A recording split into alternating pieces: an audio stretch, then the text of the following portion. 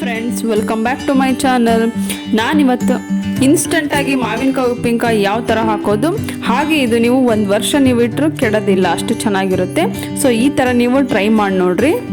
ಮಾವಿನಕಾಯಿನ ಮೊದಲು ಚೆನ್ನಾಗಿ ಒದ್ದೆ ಬಟ್ಟೆಯಲ್ಲಿ ಒರೆಸಿ ಒಣಗೋದಕ್ಕೆ ಬಿಡಬೇಕು. ಸ್ವಲ್ಪ ಕೂಡ ತೇವಾಂಶ ಇರಬಾರ್ದು, ಫುಲ್ ಒಣಗಿರಬೇಕು. ಸೊ ಇವಾಗ ಅದಕ್ಕೆ ಏನೇನು ಇಂಗ್ರೀಡಿಯೆಂಟ್ಸ್ ಬೇಕು ಅಂತ ನಾನು ನಿಮಗೆ ಹೇಳ್ತೀನಿ. ನಾನಿಲ್ಲಿ 2 kg ಮಾವಿನಕಾಯಿ ತಗೊಂಡಿನಿ.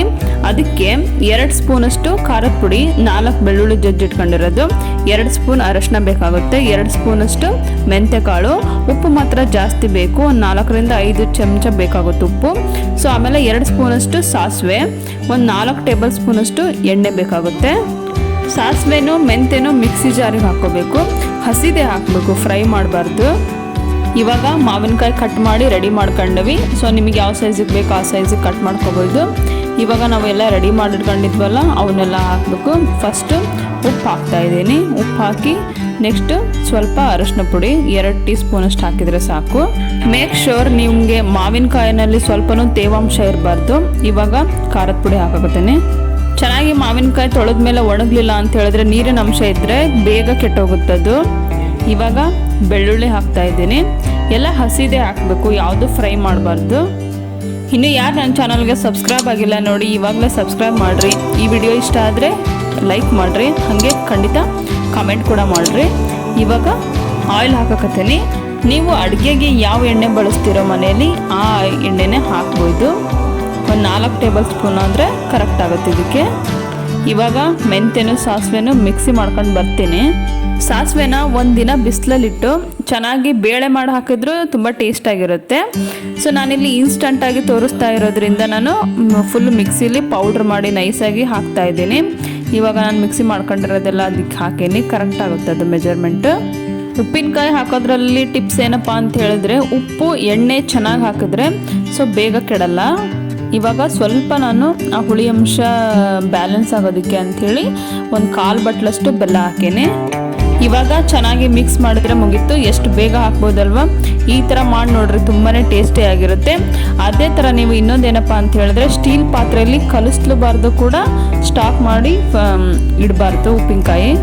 ಸ್ಟೀಲ್ ಡಬ್ಬಿಲಿ ನೀವು ಉಪ್ಪಿನಕಾಯಿ ಸ್ಟಾಕ್ ಮಾಡಿಟ್ರೆ ಡಬ್ಬಿನೂ ಹಾಳಾಗುತ್ತೆ, ಪಾತ್ರೆನೂ ಹಾಳಾಗುತ್ತೆ, ಉಪ್ಪಿನಕಾಯಿ ಕೂಡ ಕೆಡುತ್ತೆ. ಸೊ ನೀವು ಪ್ಲಾಸ್ಟಿಕ್ ಆರ್ ಗಾಜಿನ ಡಬ್ಬಿಲಿ ಹಾಕಿಟ್ರೆ ತುಂಬಾ ಒಳ್ಳೆಯದು. ಇವಾಗ ಮಾವಿನಕಾಯಿ ಸೀಸನ್ ಸ್ಟಾರ್ಟ್ ಆಗ್ತಾ ಇದೆ. ಮಾವಿನಕಾಯಿನಲ್ಲಿ ವೆರೈಟಿ ಆಫ್ ಅಡುಗೆ ಮಾಡ್ಬೋದು. ಸೊ ಉಪ್ಪಿನಕಾಯಿ ತುಂಬಾ ಇಷ್ಟ ಆಗುತ್ತೆ ಎಲ್ರಿಗೂ, ಫ್ರೆಶ್ ಆಗಿರೋದು. ಸೊ ಈ ಥರ ನೀವು ಉಪ್ಪಿನಕಾಯಿ ಹಾಕೊಂಡು ತಿಂದು ಟ್ರೈ ಮಾಡಿ, ಟೇಸ್ಟ್ ಮಾಡಿ ಹೇಳಿ ನನಗೆ ಕಮೆಂಟು ಯಾವ ಥರ ಟೇಸ್ಟ್ ಇತ್ತು ಅಂಥೇಳಿ.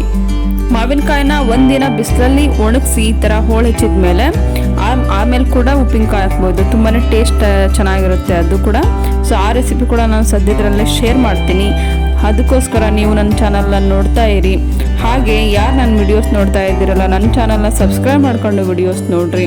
ಮಾವಿನಕಾಯಿ ಉಪ್ಪಿನಕಾಯಿ ಯಾರಿಗೆಲ್ಲ ಇಷ್ಟ ನೋಡಿ, ಇವಾಗಲೇ ಒಂದು ಲೈಕ್ ಮಾಡಿರಿ.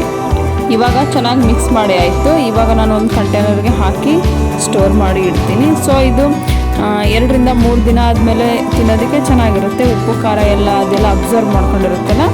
ಸೊ ನೆಕ್ಸ್ಟ್ ನಿಮಗೆ 2 ದಿನ ಆದಮೇಲೆ ತಿನ್ನೋದಕ್ಕೆ ತುಂಬಾ ಚೆನ್ನಾಗಿರುತ್ತದು. ನೀವು ಪ್ರತಿ ಸರಿ ಉಪ್ಪಿನಕಾಯಿ ಯೂಸ್ ಮಾಡುವಾಗ ಸೊ ನೀರಿನ ಅಂಶ ಇರಬಾರ್ದು, ಸ್ಪೂನಲ್ಲಿ ತೇವಾಂಶ ಇರದೇ ಇರೋ ಸ್ಪೂನ್ ಹಾಕಿ ಚೆನ್ನಾಗಿ ಯೂಸ್ ಮಾಡಬೇಕು. ಈ ಥರ ನೀವು ಚೆನ್ನಾಗಿ ಮೇಂಟೈನ್ ಮಾಡಿದ್ರೆ 1 ವರ್ಷ ಕೂಡ ಚೆನ್ನಾಗಿರುತ್ತೆ, ಕೆಡಲ್ಲ. ಸೊ ಫ್ರಿಡ್ಜ್ ಇರೋರು 1 ವಾರದ ನಂತರ ಇದನ್ನು ಫ್ರಿಡ್ಜಲ್ಲಿ ಇಟ್ಕೋಬೋದು. ನಾನು ಆವಾಗಲೇ 2 ಟೇಬಲ್ ಸ್ಪೂನಷ್ಟು ಆಯಿಲ್ ಹಾಕಿದ್ದೆ ಮಿಕ್ಸ್ ಮಾಡುವಾಗ. ಇವಾಗ 2 ಟೇಬಲ್ ಸ್ಪೂನಷ್ಟು ಮೇಲ್ಗಡೆ ಆಯಿಲ್ ಹಾಕಿ ಚೆನ್ನಾಗಿ ಮಿಕ್ಸ್ ಮಾಡಿ ಕ್ಲೋಸ್ ಮಾಡಿ ಇಡ್ತೀನಿ. ಇದನ್ನು 2 ಡೇಸ್ ಆದಮೇಲೆ ಯೂಸ್ ಮಾಡಿದ್ರೆ ತುಂಬಾ ಟೇಸ್ಟ್ ಚೆನ್ನಾಗಿರುತ್ತೆ. ನೋಡಿದ್ರಲ್ಲ ಇನ್ಸ್ಟಂಟಾಗಿ ಕ್ವಿಕ್ಕಾಗಿ ಯಾವ ಥರ ಉಪ್ಪಿನಕಾಯಿ ಮಾಡೋದು ಅಂಥೇಳಿ. ಈ ವಿಡಿಯೋ ನಿಮಗೆ ತುಂಬಾ ಇಷ್ಟ ಆಯಿತು ಅಂತ ಅನ್ಕೋತೀನಿ. Thank you for watching my channel. Bye.